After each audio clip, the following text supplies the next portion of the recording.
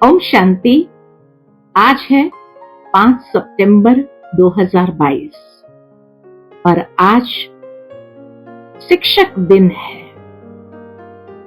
तो सभी रूहानी जिस्मानी शिक्षकों को बहुत बहुत हार्दिक बधाई हो, मुबारक हो।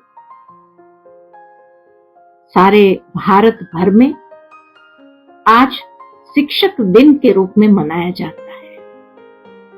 वास्तव में ये विद्यार्थियों की अपने शिक्षक के प्रति कृतज्ञता व्यक्त करने का एक तरीका है, जो हमारा जीवन बनाता है, जो हमारे जीवन को एक दिशा देता है। उनके प्रति जरूर हर विद्यार्थी के मन में एक कृतज्ञता का भाव बना रहता है, क्योंकि वो शिक्षक उनके लिए आदर्श होते हैं।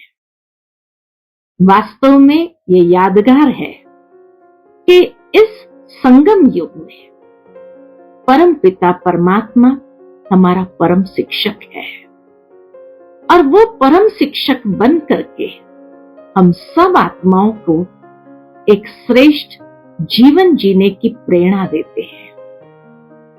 जीवन के आदर्शों का ज्ञान कराते हैं, साथ ही साथ हमारे जीवन को जो भूला भटका हुआ था उसको एक नई दिशा प्रदान करते हैं, एक उज्जवल भविष्य की ओर, एक श्रेष्ठ जीवन की ओर हमें नित्य गाइडेंस देते हैं, श्रीमत देते हैं, डायरेक्शन देते हैं।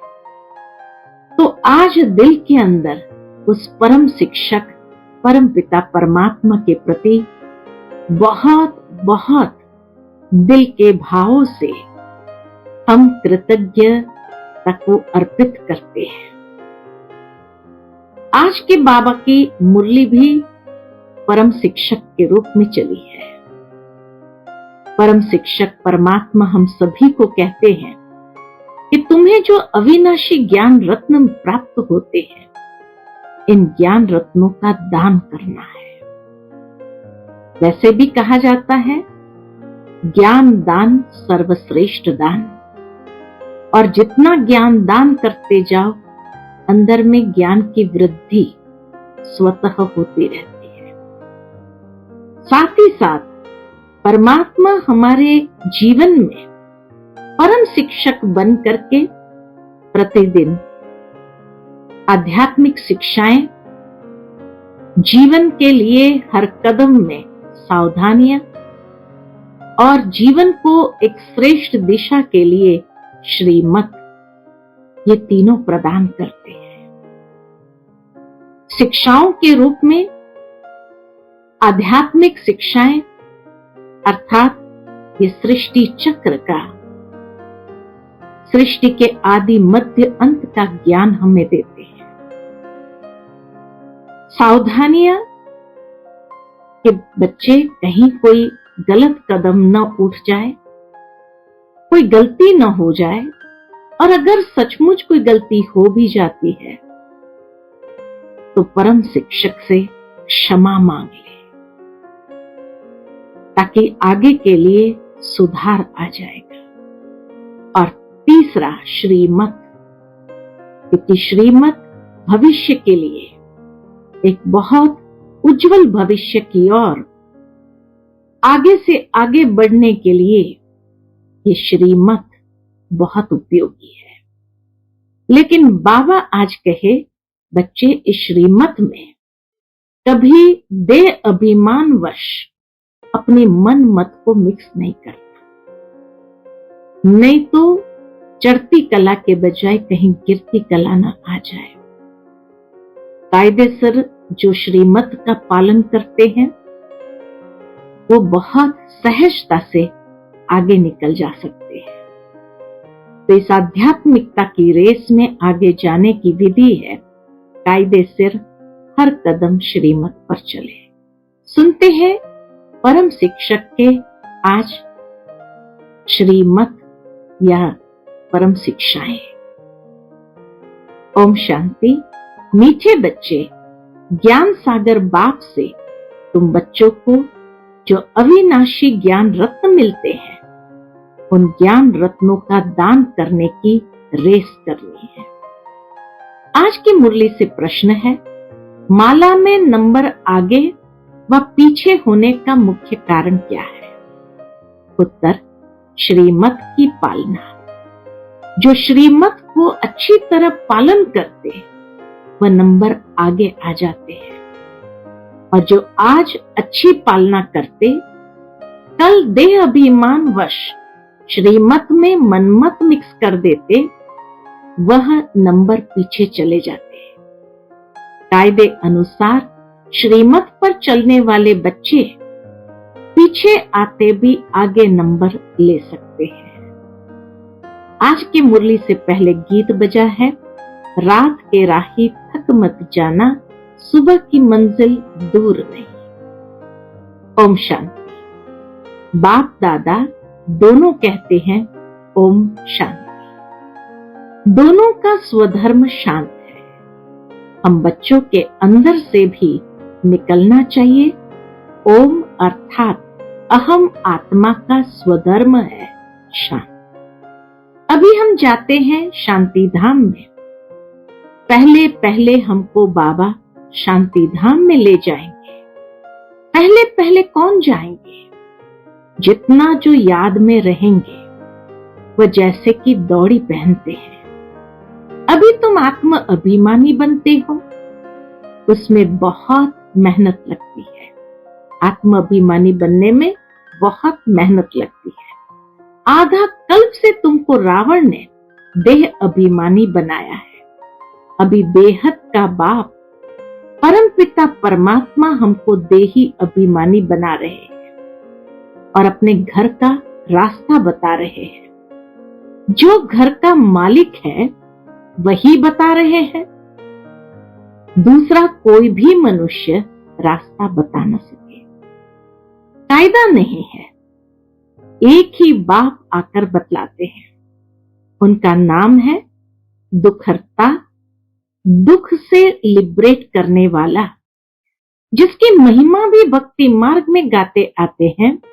ऐसे नहीं, सतयुग में आत्मा ऐसे कहती है कि हमको बाप ने दुख से छुड़ा करके सुखधाम में भेजा है। नहीं, यह ज्ञान अभी तुमको मैं समझाता हूं। वहां यह ज्ञान होता ही नहीं। ये ज्ञान का पाठ अभी ही चलता है, फिर ये पाठ ही पूरा हो जाता है, फिर प्रारब्ध शुरू हो जाती है। पतित से पावन बनाने का पाठ एक ही बाप का है, जो कल्प कल्प पाठ बजाते हैं। तुम जानते हो, हम आधा कल्प पावन थे, फिर रावण राज्य में आकर नीचे उतरते आते हैं। कला कमती होती जाती है। भारत में ही देवताएं 16 कला संपूर्ण सर्वगुण संपन्न थे। फिर उनको पुनर्जन्म लेते लेते नीचे जरूर आना है। कला कमती होनी ही है, परंतु यह वहां मालूम नहीं रहता है। ये सारा ज्ञान अभी तुम्हारी बुद्धि में है। पावन देवी देवताएं पतित कैसे बनते हैं? आओ तो 84 जन्मों की कथा सुनाए। 84 के चक्र की ये सत्य कथा है। वह तो झूठी कथा सुनाते हैं। चक्र की आयु लंबी चौड़ी बता देते हैं। ये 84 के चक्र की कथा सुनने से, ये 84 के चक्र की कथा सुनने से तुम चक्रवर्ती राजा रानी पद पाते हो। ये गुह्य बातें सन्यासी आदि नहीं जानते। उनका धर्म ही अलग है।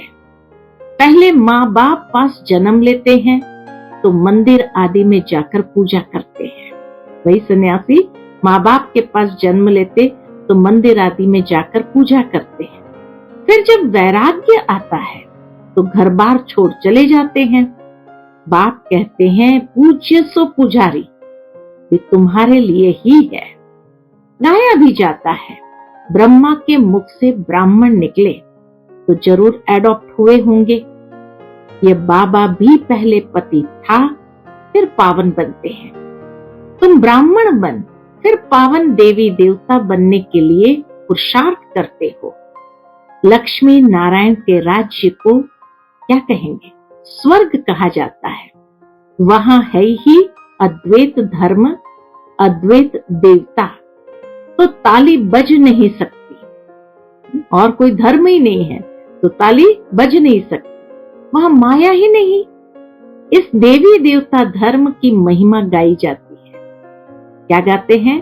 सर्वगुण संपन्न, 16 कला संपूर्ण। जब तुम कहां लक्ष्मी नारायण के मंदिर में जाते हो तो बोलो, ये सत्य नारायण है ना।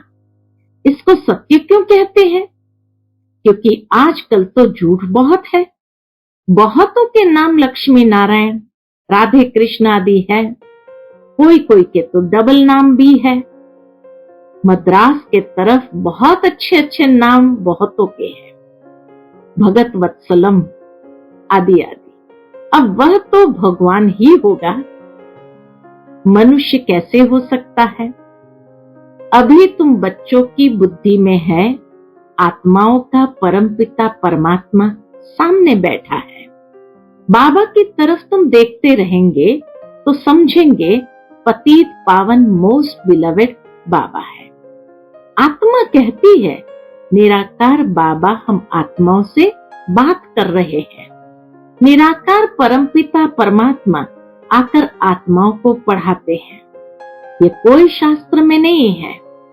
समझो, कोई कहते हैं श्री कृष्ण के तन में परमपिता परमात्मा प्रवेश करते हैं, परंतु श्री कृष्ण का तो वह रूप सतयुग में था। उस नाम रूप में तो श्री कृष्ण आ न सके। श्री कृष्ण का तुम चित्र देखते हो वह भी एक्यूरेट नहीं है। बच्चे दिव्य दृष्टि में देखते हैं, उसका तो फोटो निकाल ना सके। बाकी ये मशहूर है श्री कृष्ण गोरा सतयुग का पहला प्रिंस था, जो फिर विश्व के महाराजा महारानी बनते हैं। लक्ष्मी नारायण से ही राज्य शुरू होता है, राजाई से संबंध शुरू होता है ना। सतयुग का पहला संबंध है विक्रमाजीत संबंध। भल पहले जब श्री कृष्ण जन्मता है उस समय भी कोई न कोई थोड़े बहुत रहते हैं। इस पुरानी दुनिया के कोई न कोई थोड़े बहुत रहते हैं जिनको वापस जाना है। पतित से पावन बनने का ये संगम युग है ना। जब पूरा पावन बन जाते हैं तो फिर लक्ष्मी नारायण का राज्य, नया संबंध शुरू हो जाता है, जिनको विष्णुपुरी कहते हैं। विष्णु के 2 रूप लक्ष्मी नारायण से पालना होती है। अभी तुम वह बनने का पुरुषार्थ करते हो। तुम कहेंगे हम 5000 वर्ष बाद पुरुषार्थ करते हैं, बाप से वर्षा ले लें। पुरुषार्थ अच्छी रीति करना है। टीचर को मालूम तो रहता है ना कि स्टूडेंट कहां तक पास होंगे। तुम बच्चे भी जानते हो कि हमारी एक रस अवस्था कहां तक बनती जाती है, कहां तक हम बाप से अविनाशी ज्ञान रत्नों का दान ले और फिर दान देते रहते हैं। यह अविनाशी ज्ञान रत्नों का दान और कोई भी नहीं कर सकता है। ज्ञान सागर बाप से यह तुमको ज्ञान रत्न मिलते हैं, वह जिस्मानी हीरे मोती नहीं है। तो तुम बच्चों को फिर अविनाशी ज्ञान रत्नों का दानी भी बनना है। अपने को देखना चाहिए, हम कितना दान करते हैं। मम्मा बाबा कितना दान करते हैं। हमारे में जो अच्छे से अच्छे बहनें हैं, बाबा कहे हमारे में जो अच्छे से अच्छी बहनें हैं, कितना अच्छा दान करती है। रेस चल रही है ना, फाइनल पास तो हुए भी नहीं है। कहेंगे प्रेजेंट समय यह पीछे है, आगे है। आगे जो माला बनाते थे और अभी जो माला बनाए तो बहुत फर्क पड़ जाए। 4-5 नंबर वाले दाने जो थे वह भी मर गए। कई जिनको आगे नंबर में रखते थे वो अब नीचे नंबर में पहुंच गए हैं, नए नए ऊपर आ गए हैं। बाबा तो सब जानते हैं ना, इसलिए कहा जाता है गुड़ जाने गुड़ की गोथरी जाने। बाबा बतलाते भी रहते हैं, आगे तुम्हारी अवस्था अच्छी थी, अब नंबर नीचे चला गया है। किसी किसी को बाबा बताते भी थे, क्योंकि कायदे अनुसार नंबर नीचे क्यों चला गया वो भी बाबा कारण बताते, क्योंकि कायदे अनुसार श्रीमत पर नहीं चलते हो, अपनी मत पर चलते हो। कोई भी पूछ सकते हैं कि बाबा इस समय हमारा शरीर छूट जाए, कोई भी बाबा से पूछ सकते हैं कि बाबा इस समय अगर हमारा शरीर छूट जाए तो क्या गति को पाएंगे। गीता में कुछ यह अक्षर है, आटे में नमक मिसल है। सब पुकारते रहते हैं, बाबा हमको रावण राज्य से छुड़ाओ, दुख हरो।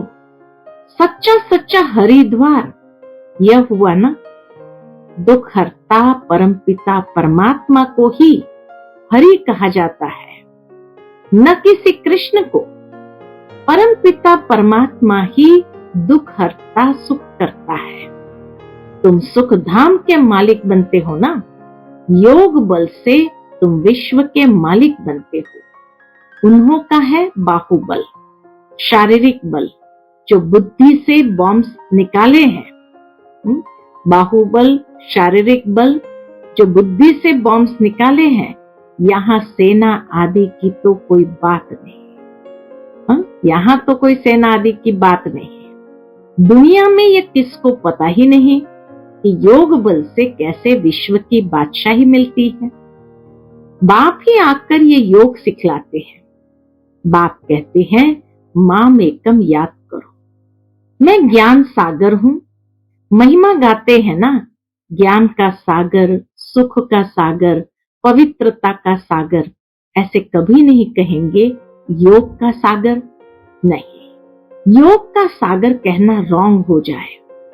बाप ज्ञान का सागर पतित पावन है, जरूर ज्ञान की ही वर्षा करते होंगे। पहली बात बाप कहते हैं माम एकम याद करो, और किसको भी याद करना अज्ञान है।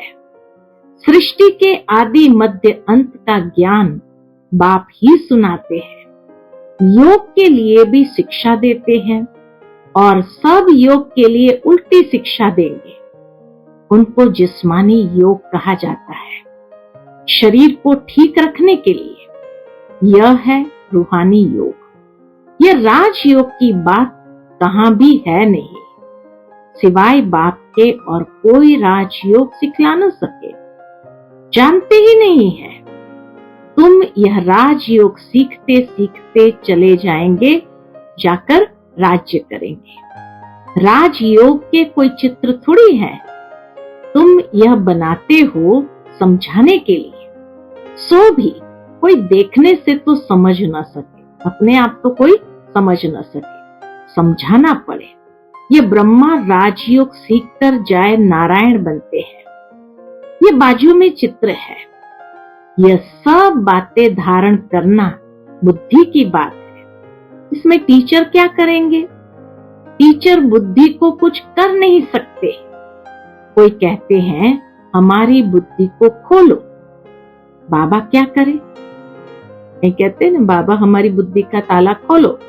बाबा क्या करे? तुम याद करते रहो और पूरा पढ़ो तो बुद्धि पूरा खुलेगी। बच्चों को पूरा सिखलाया जाता है। बाबा कहो, मम्मा कहो तो जरूर कहेगा, तब तो सीखेगा ना। बाबा कहो, मम्मा कहो तो जरूर कहेगा, तब तो सीखेगा ना। बिगर कहे सीखेगा कैसे? इसीलिए बच्चों का मुख खुलवाया जाता है। मेहनत करनी है, बाप का परिचय देना है। वह है ऊंचे ते ऊंचा भगवान, सबका रचयिता। उनसे सबको स्वर्ग का वर्षा मिलता है। फिर रावण राज्य में वर्षा गंवाते गंवाते नरक बन जाता है। देवताएं पावन थे, फिर पतित बने, फिर पतित पावन बाप आया है। कहते हैं मुझे याद करो तो विकर्म विनाश होंगे, और कोई उपाय है नहीं। योग अग्नि से ही विकारों रूपी खाद निकलेगी। याद करते करते तुम पावन बन गले का हार बन जाएंगे। घड़ी घड़ी बोलने की प्रैक्टिस करो, सिर्फ कहना थोड़ी है। बाबा मुख खुलता नहीं है, वे कहते हैं बाबा मुख खुलता नहीं है।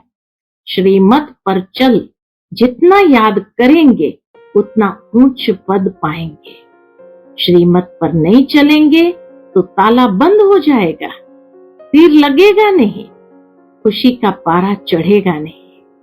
अपनी मत पर चलेंगे तो बाबा कहेंगे ये तो रावण मत पर है। बहुत देह अभिमानी बच्चे हैं जो मुरली भी नहीं पढ़ते हैं। जो मुरली नहीं पढ़ते वो क्या ज्ञान देंगे। अनेक प्रकार के नई नई पॉइंट्स निकलती रहती है। देही अभिमानी बनने का पुरुषार्थ करना है। इस पुरानी देह को भी छोड़ देना है। ये तो मरा हुआ चोला है। ऐसे ऐसे अपने से बातें करते रहना है।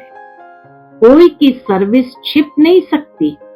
कोई खामी है तो वह भी छिपती नहीं है। माया बड़ी शैतान है, अनेक प्रकार के उल्टे काम कराती रहती है। कोई भूल हो जाए तो फौरन बाप से क्षमा मांगनी है। बाबा कहे कोई भूल हो जाए तो क्या करो, फौरन बाप से क्षमा मांगनी चाहिए। अंदर बाहर बहुत साफ होना चाहिए। बहुतों में देह अभिमान बहुत रहता है। बाबा ने समझाया है कभी कोई से भी सर्विस नहीं लो। अपने हाथ से भोजन आदि बनाओ। रूहानी जिस्मानी दोनों सर्विस करनी है। बाप की याद में रह इसको दृष्टि देंगे तो भी बहुत मदद मिलेगी। बाबा खुद प्रवेश कर सर्विस में बहुत मदद करते हैं। वो समझते हैं हमने किया, या बाबा ने, और समझते हैं हमने किया, अहंकार झट आ जाता है। ये नहीं समझते कि बाबा ने करवाया। बाबा प्रवेश होकर सर्विस करवा सकते हैं, फिर तो और ही डबल फोर्स हो गया। किसको लिफ्ट मिली, जाकर ऊंच सर्विस करने लग पड़े तो खुश होना चाहिए ना। इसमें ईर्ष्या की क्या बात है। कभी भी परचिंतन नहीं करना चाहिए। यहाँ की बातें वहां सुनाएंगे, भल कोई ने कुछ कहा भी, फिर भी दूसरे को सुनाकर नुकसान क्यों करना चाहिए। ऐसे तो बहुत झूठी बातें भी बनाते हैं। फलाने ऐसी है, बाबा कैसे बहुत झूठी बातें बनाते हैं। फलानी तो ऐसी है, यह है, ऐसी झूठी बातें कभी नहीं सुनना। कोई उल्टी सुलटी बातें बोले तो सुनी अनसुनी कर देना चाहिए। किसके दिल को खराब नहीं करना चाहिए। अच्छा, मीठे मीठे सिकिलदे बच्चों प्रति माता पिता बाप दादा का याद प्यार और गुड मॉर्निंग। रूहानी बाप की रूहानी बच्चों को नमस्ते। हम सब रूहानी बच्चों की रूहानी माता पिता बाप दादा को याद प्यार, गुड मॉर्निंग और नमस्ते नमस्ते। शुक्रिया बाबा, शुक्रिया। आज की मुरली से धारणा के लिए मुख्य सार है। पहली पॉइंट, बाप से अंदर बाहर साफ रहना है। कोई भी भूल हो जाए तो फौरन क्षमा मांगना है।